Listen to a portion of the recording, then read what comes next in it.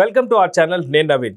విజయ్ నాయగన్ అదేనండి జననాయగన్ సినిమా ఎన్నో అవాంతరాలని ఫేస్ చేస్తుంది ప్రస్తుతం. అయితే ఒకవేళ ఇవన్నీ క్లియర్ అయ్యి సినిమా రిలీజ్కి కానీ సిద్ధమైతే ఏ సినిమాతో పోటీ పడే అవకాశం ఉంది, ఆ లైన్ క్లియర్ అవ్వడానికి ఏ అంశాలు క్లియర్ చేసుకోవాలి, ఈ విషయాల గురించి మనతో మాట్లాడడానికి సినీ అనలిస్ట్ శ్రవణ్ గారు ఉన్నారు. సార్తో మాట్లాడదాం. నమస్తే అండి.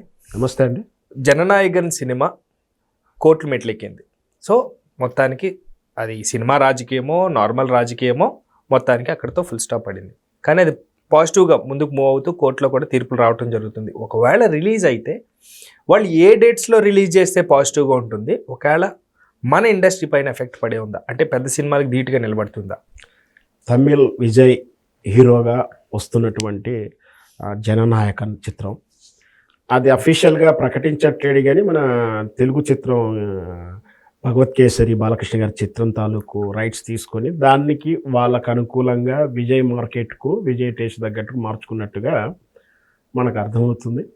అది ఆటోమేటిక్ కూడా మన ఫంక్షన్లో కూడా ఇండైరెక్ట్గా అనిల్ రావుపూడి గారు ఏదో అన్నట్టుకు అన్న పదం కూడా అది మైక్ ఆఫ్ చేసింది అనుకొని ఆయన అనేశాడు. సో అది అనకముందు అందరికీ తెలిసిందే. సరే వాళ్ళు అఫీషియల్గా కొనుక్కున్న మాట వాస్తవం, కాకపోతే వాళ్ళు చెప్పుకున్నంత మాత్రాన తెలియదని కాదు.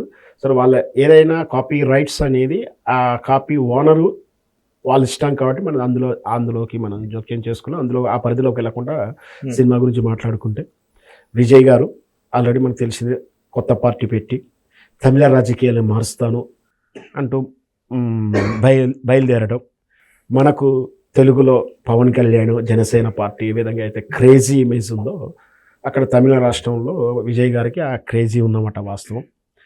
అతని ఊపును కానీ ఆ వేవ్ కానీ తట్టుకోవడానికి అక్కడ రాజకీయ పార్టీలు కొంత తడిబిడి అవుతున్నాయి మాట కూడా 100% వాస్తవం. ఇప్పుడు ఆల్రెడీ డిఎంకే పార్టీ అధికారంలో ఉంది. ఒక బలమైన శక్తి ఒక పార్టీ రూపంలో వస్తూ తమకు పోటీగా తమ ఉనికిని ప్రమాదాలను నెట్టడానికి వస్తున్నారంటే ఎవరు కూడా రండి అనే స్వాగతం పలుకరు. దానికి ఎన్ని ప్రతికూల పరిస్థితులు క్రియేట్ చేయాలో అన్ని ప్రతికూల పరిస్థితులు క్రియేట్ చేస్తారు. అది అందరికీ అర్థమయ్యే విషయమే. తెర చాటున చేసినా తెర ముందు చేసినా అర్థమవుతుంది. అదే తీరా సంక్రాంతికి రిలీజ్ అని అనుకొని డేట్లు చూసుకొని థియేటర్లన్నీ కూడా ఎంగేజ్ చేసుకొని తీరా రిలీజ్ కోసం సెన్సార్ బోర్డు మెలికలు పెట్టేసి క్లారిటీ ఇవ్వకుండా అబ్జెక్షన్లు చెప్పుకొని హేతుబద్ధమైనటువంటి కారణాలు కాకుండా సహేతుకంగా లేకుండా ఏవో రీజన్ పెట్టేసి సరే ఏ రీజన్ అయినా సరే ఆ చిత్రం తాలూకు నిర్మాతలు దర్శకులు ఒప్పుకోలేదు. ఒప్పుకున్నందుకు అది కాస్త కోర్టు పరిధిలోకి వెళ్ళడం, వాళ్ళు కోర్టుకి ఛాలెంజ్ చేయడం అనేది జరిగింది. ఈ జాప్యం కలెక్షన్స్ మీద ఎఫెక్ట్ పడుతుందంటే అదే చెప్పబోద్ది. అంటే దీంతో సంక్రాంతి బరిలోకి ఉండదు అని చెప్పేసి నిన్నటి వరకు అయితే అనుకున్నటువంటి విధానం. సో లేనప్పుడు ఆల్టర్నేషన్ సినిమాల అడ్జస్ట్మెంట్ ఆలోచన కూడా చాలామంది చేసేసుకున్నారు. థియేటర్లు దొరకడే కష్టం. ఆల్రెడీ చిత్రం తాలూకు వెనక్కి వెళ్తున్నప్పుడు ఒక సినిమా హిట్ అవుతే హిట్ అయిన సినిమా తాలూకు థియేటర్లు పెంచుకోవాల్సిన అవసరం వాళ్ళకి ఏర్పడాలి, ఇవన్నీ కూడా ఉంటాయి. సో మరి ఉంటున్నారని ఇంకా ఇప్పటికి కూడా మనం మాట్లాడేటటువంటి ఈ ఫ్రైడే వరకు కూడా క్లారిటీ లేదు. సో కోర్టు మాత్రం వీళ్ళు కోరుకున్నట్టుగానే ఏయుఈ సర్టిఫికేట్ అంటే ఆల్ క్లియర్ సర్టిఫికేటే ఇవ్వచ్చు. దాంట్లో మీరు చెప్పినటువంటి సెన్సార్ బోర్డు వాళ్ళు చెప్పిన అభ్యంతరాలని కోర్టు పరిగణలోకి తీసుకోలేదు, అవి సహేతుకం కాదని కోర్టు రిజర్వేషన్ తీర్పు కూడా వెల్లడించడం అనేది మనం చూసాం. సో అంటే సెన్సార్ బోర్డు అన్నప్పుడు నిజంగా కూడా సెన్సార్ బోర్డు సరిగ్గా పనిచేస్తే సినిమాల్లో ఈ వైలెంట్ కానీ ఈ బూత్ కానీ సెక్స్ కానీ ఇవన్నీ కూడా ప్లే అవ్వవు. కానీ మనకు అందరికి తెలిసిందే సెన్సార్ బోర్డు అనేది ఆ అధికార పార్టీ జేబు సంస్థల్లో ఉంటుంది. అంటే ఆ బ్యూరోక్రసీ ఆఫీసర్ అలాగే ఉన్నారు. పొలిటికల్ నామినేటెడ్ పోస్టులకు వచ్చేటువంటి సెన్సార్ బోర్డు మెంబర్స్ కూడా సినిమా చూసి అభిప్రాయం చెప్పాల్సిన వాళ్ళకి కూడా పొలిటికల్ ఎజెండాతో రావడం, పొలిటికల్ అదొక జాబ్ వేకెన్సీలో ఫిల్ అయ్యేటువంటి ఫిల్లింగ్ పోస్టులా తయారవడం తెలుగు రాష్ట్రాల్లో చూసాం, తమిళనాడు అంతే ఉంది, ఏ రాష్ట్రంలో అంతే ఉంది. కాబట్టి అధికార పార్టీ యొక్క డిఎంకే యొక్క ప్రమేయం మేరకు ఆ సినిమాని చాలా ఇబ్బందులు పెట్టారు. సరే ఇంతవరకు అయితే కోర్టు జోక్యం చేస్తుంది. బహుశా రేపు సంక్రాంతి బరిలోకి వస్తుండొచ్చు అనేది నా అంచనా. ఎందుకంటే ఆల్రెడీ ట్యూన్ చేసుకున్నారు. తెలుగు రాష్ట్రం ఒకటే కాదు తమిళ రాష్ట్రం పూర్తిగా ఉంటుంది కాబట్టి బహుశా విడుదలకు అవుతుంది. ఏ విడుదలైనా సరే ఇప్పుడు అది సౌత్ ఇండియా రేంజ్ చిత్రంగానే మనం చూడాలి. ఎందుకంటే విజయ్ తమిళ్ అండ్ తెలుగు వర్షన్లో చేసిన చిత్రం అది. కానీ ఇప్పుడు ఆల్రెడీ మన తెలుగులో ఇప్పుడు సంక్రాంతి బరిలో పెద్ద చిత్రం నిన్న ఇప్పుడు ఈరోజు రాజాసాబ్, రేపు రాబోయే చిరంజీవి గారి చిత్రం మనశంకర వరప్రసాద్, ఆ తర్వాత మాస్ మహారాజా చిత్రం, భర్త మహాశైలకు విజ్ఞప్తి, వీటితో పాటు శర్వానంద్ చిత్రాలు ఇవన్నీ చాలా ఉన్నాయి.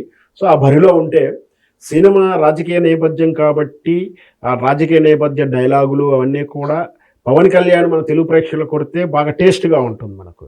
అదే తమిళ్ రాష్ట్రంలో పవన్ కళ్యాణ్కి టౌన్ ప్రాంతంలో ఉంటుంది కానీ అంత ఇంపాక్ట్ ఉండదు, మాస్ అయితే ఉంటుంది కానీ ఆ రాజకీయ డైలాగులు రాజకీయ ప్రమేయాలు అర్థం కావు.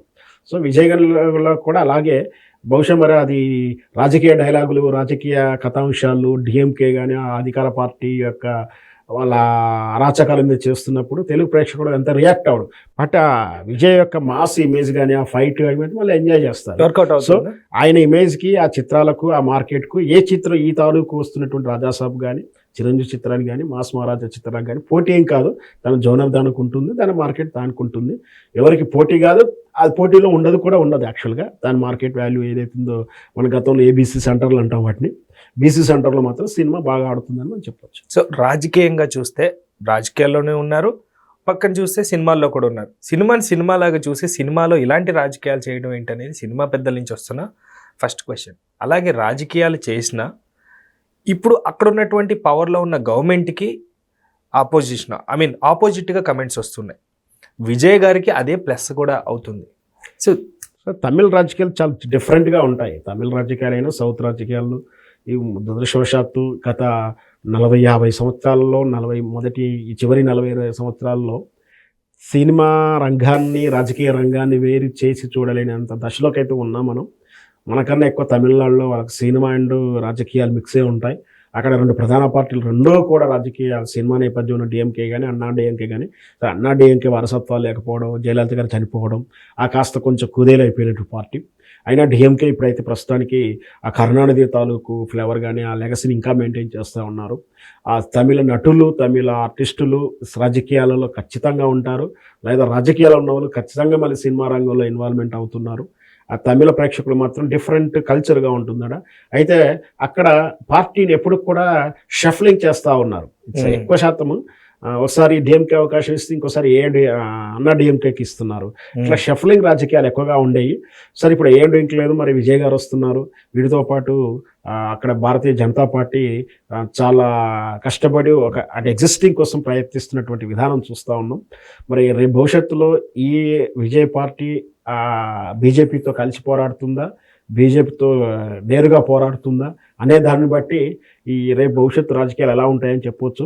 సినిమాలో అంతర్లీనంగా ఆయన రాజకీయ జీవితం గురించి కానీ రాజకీయాల్లో చేయదలుచుకున్నటువంటి గోల్స్ కానీ వాటి సబ్జెక్టులో చేసుకోవడం సహజంగా ఈ మధ్య చూస్తూనే ఉన్నాం. ఇప్పుడే కాదు, 1982 ఆ ప్రాంతంలోనే ఎన్టీ రామారావు గారు రాజకీయాలకు వచ్చే ఉద్దేశంలో ఉన్నప్పుడే ఆ తరహా చిత్రం నా దేశం చిత్రం అటు సాంఘికంగా ఆ ప్రజలకు ఏం చేయదలుచుకున్నటువంటి చిత్రాన్ని నిర్మించారు. ఆ తర్వాత వచ్చిన చిత్రాలే కానీ ఆ తర్వాత హీరోలు కానీ చిరంజీవి లాంటి వారు కూడా సినిమాల్లో ఆ రాజకీయ డైలాగులు పెట్టడం, నేను ప్రజల మనిషిని అందరూ వాడిని అంటూ ఇండైరెక్ట్ డైలాగులు చెప్పడాలు ఇట్లాంటివి కూడా చూస్తూనే ప్రజారాజ్యము ప్రజానాయకన్ ఇవన్నీ కూడా అట్లా ఉంటాయి.